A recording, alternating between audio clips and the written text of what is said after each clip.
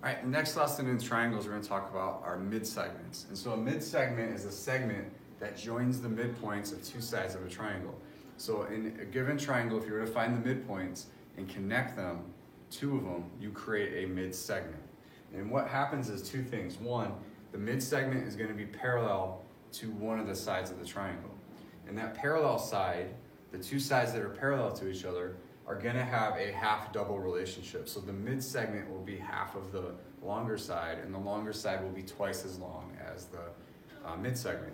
So if we look at this example here, we need to, well, first off, mid-segments are a segment connecting the midpoints of two sides, right? That's what we just said. So now here, if we look at this example, MP is a mid-segment, and we want to find the side of the triangle that's parallel, and that side is going to be parallel. If we look at MN, this is 24, that's a mid-segment, and we want to find the side that's parallel.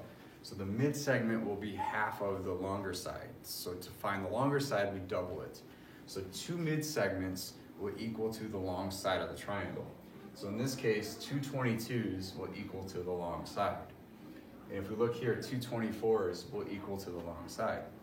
Now, when it comes to something like this, what we just said a second ago, two of these is going to equal to this. So when it comes to solving equations, we want two of these equaling to that.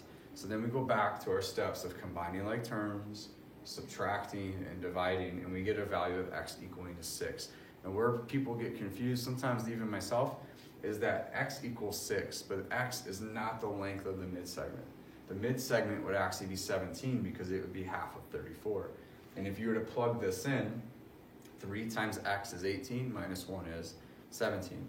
So just keep in mind of what the problem is asking you to solve for. So again, two mid-segments equaling to the long side. In this example here, we're given a long side and a mid-segment and another long side.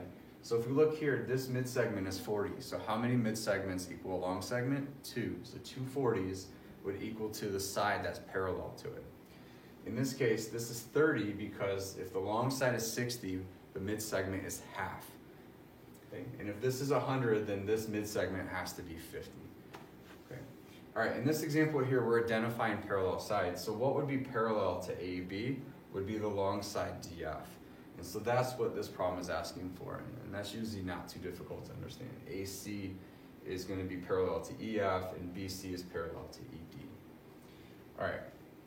In this example here, they tell us that these are midpoints, which makes these mid-segments. And they tell us that the perimeter of this triangle is 60. So if we have 22 and 24, we still need some amount of perimeter to make it equal to 60, and that amount is 14. So now we have 3 mid-segments. And again, when we have mid-segments, we double them to equal the long side.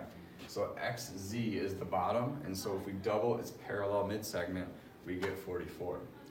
And if we double 14, we get 28, and if we double 24, we get 48. The last part says add up the perimeter of the large triangle.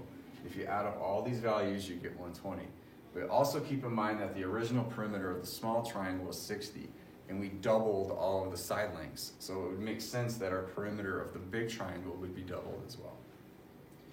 All right, in this last example, sorry, not last example, in this one, QR is 15, and ST is 26. So RS in this case is a congruent side to 15. So that one is pretty easy. UR is a mid-segment, and so it's half of the long parallel side, so that's going to be 13. And then QS is the entire side length here, so 15 plus 15 would equal to 30. All right, so in all those examples, we're trying to find side lengths. In this example, we're trying to find angles. And in class, I've talked about how if you have parallel anything, when it comes to angles, look for the parallel angles that we talked about prior in the year. Alternate interior, corresponding, things like that. So in this case, we're going to use same side interior angles or corresponding angles. Because these are parallel, this side length becomes a transversal. So in this problem here, AMN, we want this angle right here. And so this angle B and this top angle of M are going to be corresponding. And so that's going to be 75.